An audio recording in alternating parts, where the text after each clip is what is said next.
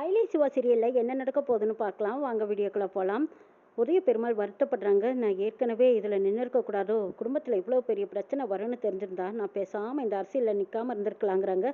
மாமா அதை பற்றியெல்லாம் கவலைப்படாதீங்க, அரசியல் நிற்கிறது சரியான முடிவு தான். ஆமாம், உங்களை இதுக்கு முன்னாடி யாராவது மிரட்டியிருக்காங்களான்னு கேட்கும்போது ஆமாம் வர்மா மிரட்டினா, அதுக்கப்புறம் தான் இவ்வளோ பெரிய பிரச்சனை வந்திருக்குதுங்கிறாங்க. ஓ, அதுதான் காரணமா? வர்மா தான் இதில் சிக்கியிருக்கானா? அப்போ பிரச்சனை முடிஞ்சதுன்னு நினச்சிக்கோங்கங்கிறாங்க ஐலே. அது எப்படி ஐலே பிரச்சனை முடிஞ்சதுன்னு எதிர்பார்க்கறது? ஆமாம், அந்த பர்மாவை சாதாரணமாக யாருமே ஒன்றும் பண்ண முடியாதே, நீ என்ன செய்ய போகிற அப்படின்னு இந்திராணி கேட்குறாங்க. ஐயோ அண்ணி, அதெல்லாம் ஒன்றும் இல்லை, என்னால் என்ன செய்ய முடியும்?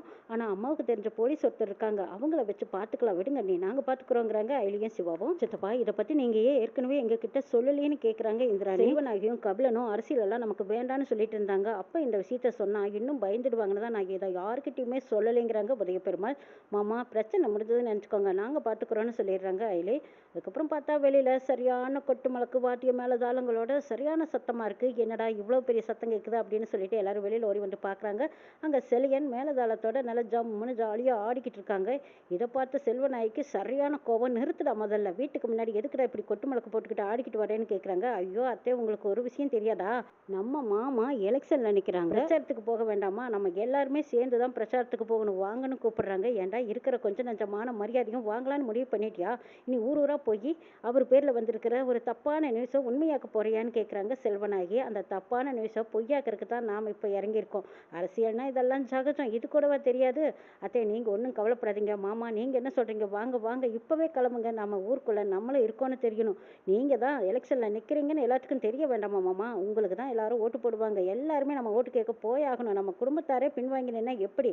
வாங்க போகலாம் அப்படின்னு சொல்லிட்டு செலியன் எல்லாத்தையும் ஒரு வழியாக கூட்டிக்கிட்டு மேலதாளத்தோட ஒவ்வொரு தெருவாக போய் போய் போய் ஓட்டு கேட்டுட்டு இருக்காங்க. பார்த்தவங்க எல்லாருமே, ஐயா, நீங்கள் இந்த எலெக்ஷனில் நிற்கிறது எங்களுக்கு ரொம்ப பெருமை, நீங்கள் சொன்ன வாக்கை காப்பாற்றுவீங்க, நீங்கள் செங்கோட்டு வேலவர் வாரிசாச்சே, அந்த வம்சாவளியில் வரவங்க பொய் பேச மாட்டாங்கன்னு எங்களுக்கு தெரியும், அதனால் கண்டிப்பாக எங்கள் ஓட்டு உங்களுக்கு தான் சொல்கிறாங்க. சொல்கிறத கேட்டு குடும்பத்தை அத்தனை பேரும் சந்தோஷப்படுறாங்க. ஆனால் இந்த கபிலன் மட்டும் அப்படியே குரமொழி முடிச்சுக்கிட்டு வந்துட்டு இருக்காரு. இது கொஞ்சம் கூட சரியில்லை. இந்த கபிலன் பின்னாடி நின்று ஏதோ சதி பண்ணுற மாதிரியே தெரியுது. எல்லாருமே ஓட்டு சந்தோஷமாக கேட்டுட்டு இருக்கும்போது கபிலன் மட்டும் இந்த இதெல்லாம் நமக்கு தேவைதானா, இதை எப்படி முறியடிக்கிறது அப்படின்னு வச்சுட்டு வராங்க. சந்தோஷமா எல்லாரும் ஓட்டு கேட்டு போயிட்டு இருக்கும்போது கபிலன் ஏற்பாடு பண்ண 2 பேர் உதய பெருமாளுக்கு முன்னாடி வந்து நின்று பேசிட்டு இருக்காங்க. ஆமா, இவரை பத்தி தான் நேற்று நியூஸ்ல நிறைய இவர் பேரை கிழிச்சாங்களே, இன்னுமா இவருக்கு வெக்கமில்ல? திரும்ப இந்த ஊருக்குள்ள ஓட்டு கேட்கிறாரு. ஆமா, சாந்தின்னு ஒரு பொண்ணை கல்யாணம் பண்ணி ஏமாட்டி கை விட்டுட்டு இப்போ இந்த ஊரையும் நாட்டையும் காப்பாற்ற வந்துட்டியோ? இதெல்லாம் அரசியல்ல சகஜமா, இல்ல பெரிய ஆளுகளுக்கு இதெல்லாம் பழக்க தோஷமா அப்படின்னு கேட்கும்போது அப்போ உதய பெருமாள் அவமானம் தாங்க முடியாம வீட்டுக்கு வந்துடுறாங்க. வீட்டுக்கு வந்ததுக்கு அப்புறமும் குடும்பத்தார் அத்தனை பேருமே இதை விட்டபாடு இல்லை. பார்த்தீங்களா, இதுக்கு தான் இந்த எலெக்ஷன்ல எல்லாம் நிற்கவே வேண்டாம்னு சொன்னோம். யார் கேட்டா?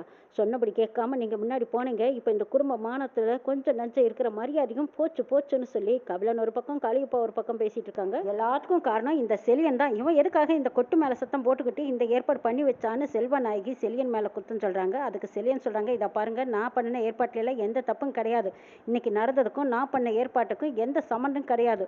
யாரோ ஒருத்தர் வேணுனே பழி வாங்குறதுக்காக இப்படி ஒரு வேலையை பார்த்துருக்காங்கன்னு சொல்கிறாங்க செலியன். அப்படின்னா என் புருஷன் செய்யாத தப்பை செஞ்சான்னு சொல்கிறாங்களே, அது உண்மைன்னு சொல்ல போறியான்னு கேட்குறாங்க செல்வநாயகி. இதை பாருங்க, நீங்கள் பேசுகிறத வச்சு பார்த்தா இந்த குடும்பத்துக்கு எனக்கு சம்மந்தம் இல்லாத மாதிரியும் அக்கறை இல்லாத மாதிரியும் பேசுகிறீங்க. எனக்கு இந்த குடும்பத்து மேலே அக்கறை இருக்குது.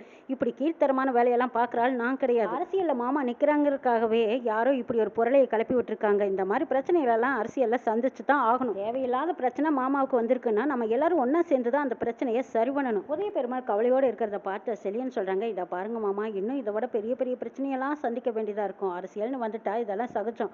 ஆனால் நீங்கள் இதுக்கே இப்படி உடஞ்சி போய் உட்காந்தா எப்படி?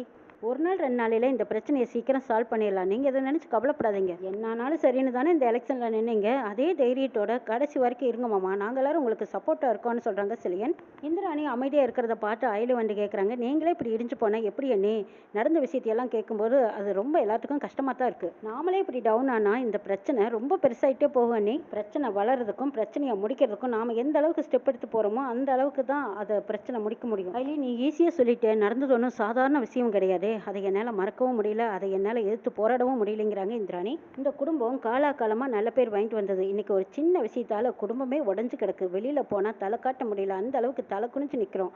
இது ஒரு சின்ன விஷயமா மற்றவங்களுக்கு தெரியலாம், ஆனால் நமக்கு இது எவ்வளோ பெரிய அவமானம். நானும் சித்தப்பாவும் இந்த குடும்பத்தோட பேரையும் மானத்தையும் கௌரவத்தையும் கட்டி காப்பாற்றி வந்திருக்கோம். ஆனால் இந்த மாதிரி ஒரு விஷயங்களை கேள்விப்படும் போது அப்படியே மனசு நொறுங்கி போச்சுங்கிறாங்க இந்த என்னை முள்ளால தான் எடுக்கணும். அதுக்காக நான் சொல்கிறத நீங்கள் கேளுங்க.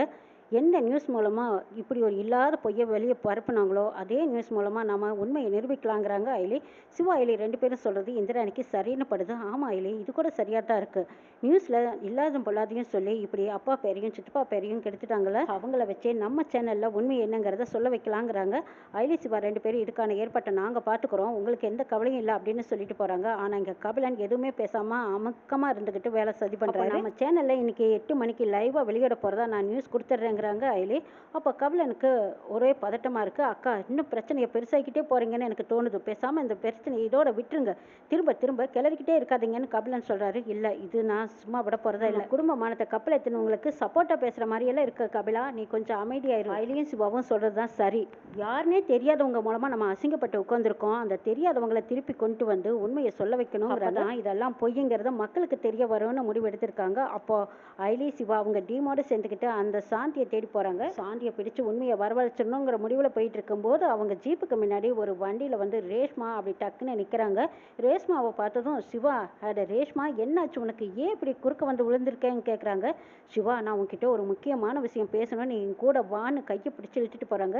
சிவா நல்லா தவிர்க்க முடியல. ஐயோ என்ன ரேஷ்மா நீ புரியாமல் பேசிகிட்டு இருக்கேன், நான் ஒரு முக்கியமான வேலை விஷயமா போய்கிட்டு இருக்கேன், இப்போ விடு, நான் மறுபடியும் வரேங்கிறாங்க. அதெல்லாம் முடியாது சிவா, நீ என் கூட வந்தே தான் ஆகணும் அப்படின்னு ரேஷ்மா கையை பிடிச்சி இழுத்துட்டு போகும்போது, ரேஷ்மா உனக்கு எப்படி தான் இருக்குது, நாங்கள் முக்கியமான ஒரு வேலை விஷயமா போயிட்டு இருக்கும்போது நீ இப்போ வந்து சிவாவை கூப்பிடுறேங்கிறாங்க. ஐயோ இப்போ சிவாவை கூட்டிகிட்டு போலினா மறுபடியும் எப்போவுமே சிவாவை கூட்டிகிட்டு போக முடியாது, தயவுசெய்து நான் சொல்கிறத நீங்கள் கேளுங்க அப்படின்னு ரேஷ்மா போராடிட்டு இருக்காங்க. ரேஷ்மா நீ விளையாடாத, சீரியஸாக தான் கூப்பிடுறேன்னு கேட்கும்போது, ஐயோ சிவா நான் சொல்கிறது நீ புரிஞ்சுக்கவே மாட்டேங்கிறேன், நீ என் கூட வந்தே தான் ஆகணும் அப்படின்னு சொல்லி வலுக்கட்டாயமாக கூட்டிகிட்டு போகிறாங்க. ரேஷ்மா நீ என்னை விடு, நாங்கள் ஒரு டீமோட ஒரு முக்கியமான வேலை விஷயமா போய்கிட்டு இருக்கோம், இது உனக்கு புரியலையா அப்படின்னு சொல்லவும், அதை விட முக்கியமான ஒரு வேலை, நான் உன்னை கூட்டிகிட்டு போயே ஆகணும், நம்ம ரெண்டு பேரும் இப்போ போயே ஆகணும், வா போகலாம் அப்படின்னு சொல்லி ரேஷ்மா வண்டியில் சிவாவையும் கூட்டிகிட்டு போகிறாங்க. இதை பார்த்துட்டு இருந்த அயலுக்கு சரியான கோவம் இருக்குது. ரேஷ்மாவுக்கு தான் அறிவு இல்லைன்னா இவருக்கு எங்கே போச்சு, டீமோடு போயிட்டு இருக்கும்போது அவள் கூப்பிட்டதும் அப்படியெல்லாம் போகவே கூடாது அப்படின்னு சொல்லிட்டு இருக்காங்க. ஆமாம் இவங்க சொன்னால் சொல்லிட்டு போகிறாங்க, நீங்கள் வாங்க சிவாங்கிறாங்க ரேஷ்மா.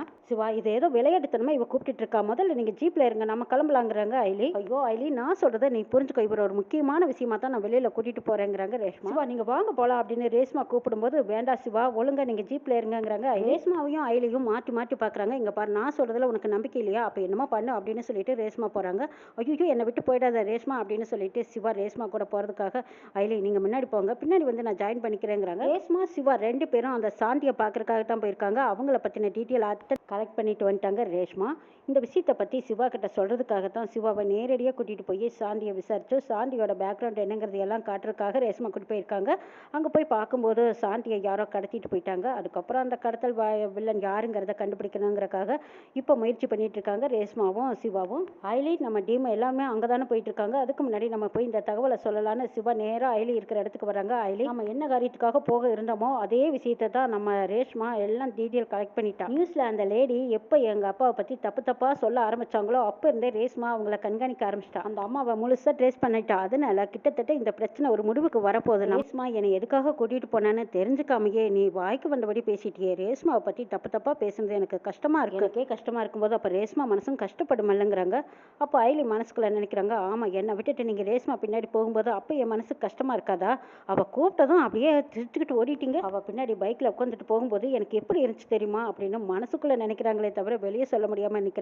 ஐலி நீ வார்த்தையை அதிகமாக கொட்டிட்ட அப்படின்னு சிவா சொன்னதும் அப்போ ஐலி சாரி கேட்குறாங்க. இதை பாருங்க சிவா ரேஷ்மா நீங்கள் ரெண்டு பேரும் என்னதான் இருந்தாலும் நீங்கள் போகும்போது என்கிட்ட ஒரு வார்த்தை சொல்லிட்டு போயிருக்கணும்ல, எதுவுமே சொல்லாமல் நம்ம வந்துட்டு இருக்கும்போது அவள் கூப்பிட்டானே நீங்கள் உடனே கிளம்பி போயிட்டீங்க சிவா.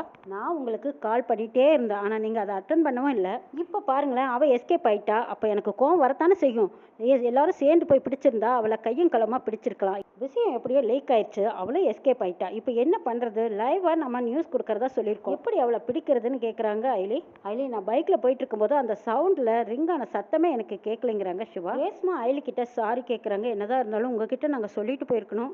ஆர்வமா அர்ஜென்ட்டான விஷயமாச்சேன்னு நான் சிவாவை கூட்டிகிட்டு போயிட்டேன். அது என்னோட தப்பு தாங்கிறாங்க ரேஷ்மா. சரி அயலி, அக்கா வேற டென்ஷனாக இருப்பாங்க. லைவ் டெலிகாஸ்ட் பண்ணுறேன்னு வேற சொல்லியிருக்காங்க. அவங்களுக்கு நீ இருந்தால் சப்போர்ட்டாக இருக்கும். நான் நம்ம டீமை வச்சு எப்படியாவது அந்த சாந்தியை கண்டுபிடிச்சு கூட்டிகிட்டு வந்துடுறேன் அயலி. நீ வீட்டுக்கு போன சிவா சொல்கிறாங்க. அப்போ அயலி முறைக்கிறாங்க. ஓஹோ, ரேஷ்மா வந்ததும் என்னை கழட்டி விட பார்க்குறீங்களா? எனக்கு பதிலாக ரேஷ்மா கூட சுத்தலான்னு உங்களுக்கு நினப்பு வந்துருச்சு அப்படித்தானே அப்படிங்கிற மாதிரி பார்க்குறாங்க அயலி. ஐயோ ஐலி, நீ தப்பாக புரிஞ்சுக்கிட்டு என்னை பார்த்துட்டு இருக்க. ரேஷ்மாவுக்கு அந்த சாந்தியை பற்றின நிறைய விஷயங்கள் தெரிஞ்சிருக்கு. ரேஷ்மா கூட போனால் தான் அந்த சாந்தியை பிடிச்சிட்டு வர முடியும் அப்படின்னு புரியும்படி சொல்கிறாங்க சிவா. ஐலி சிவா கிட்ட போதும் நிறுத்துங்க. என்னை விட அந்த ரேஷ்மா ரொம்ப பெரிய ஆளாயிட்டலா? இங்கே பாருங்க, நம்ம டீமில் எல்லாருமா சேர்ந்து தான் தேட போகிறோம். அந்த சாந்தி எங்கே மூளை முடுக்கில் ஒளிஞ்சிருந்தாலும் சரி, நான் விட போகிறதா இல்லை அப்படின்னு சொல்லிட்டு இருக்காங்க. ஐயோ ஐலி, நான் சொல்கிறத கொஞ்சம் புரிஞ்சுக்கோ. நீ கிளம்பு அப்படின்னு வலுக்கட்டாயமாக நம்ம சிவா ஐலியை அனுப்பி வைக்கிறாங்க. ஐலி வீட்டுக்கு வருவாங்கன்னு கபிலன் எதிர்பார்க்கவே இல்லை. ஆனால் கபிலன் தனியாக மறைஞ்சு நின்று ஃபோனில் பேசிகிட்டு இருக்காங்க. ஏ சாந்தி, நீ யாரு கண்ணிலையும் பற்றாதேன்னு சொல்லிட்டு இருக்கும்போது ஐலி காதில் விழுந்துருது. அப்போது அந்த சாந்தியை மறைச்சு வச்சிருக்கிறது இந்த கபிலன் தானா? கபிலன் வீட்டுக்குள்ளேயே இருந்துக்கிட்டு தான் நம்ம பேசின விஷயங்களை தெரிஞ்சுக்கிட்டு இப்போ அந்த சாந்தியை கடத்தி வச்சிருக்கானா அப்படின்னு தெரிஞ்சதும் ஐலி உடனே அவங்க டீமை வர சொல்கிறாங்க. கபிலன் சொன்ன அட்ரஸுக்கு போக சொல்கிறாங்க. அங்கே போய் பார்க்கும்போது அங்கே சாந்தியை மறைச்சு வச்சிருக்காங்க. சாந்தியை கையும் களவுமா ரேஷ்மா முதற்கொண்டு எல்லாரும் பிடிச்சி வீட்டுக்கு இழுத்துட்டு வந்துட்டாங்க. வீட்டுக்கு வந்ததுக்கப்புறம் வீட்டுக்கு கூட்டிகிட்டு வந்து சாந்தியை நியூஸில் பேச வைக்கிறாங்க. சாந்தி பேசுனதை வச்சு ஐலி சிவா உண்மையை கண்டுபிடிக்கிறாங்க. இதுக்கு பின்னாடி கபிலன் இருந்திருக்காங்கிற விஷயம் தெரிஞ்சதும் கபிலனை தனியாக கூட்டிகிட்டு போய் நல்லா அடித்து நெருக்கி தள்ளுறாங்க சிவா. வீட்டுக்குள்ளேயே இருந்துக்கிட்டு நாங்கள் பேசுனதையெல்லாம் வச்சு நீ அந்த சாந்தியை கடத்திக்கிட்டு வந்து மிரட்டி வச்சியா அப்படின்னு சிவா கேட்கும்போது, ஏய் நீ ஒரு அனாதை, நான் தான் இந்த வீட்டோட வாரிசு, என் அப்பா எனக்கு மட்டும்தான் சொந்தங்கிறாங்க.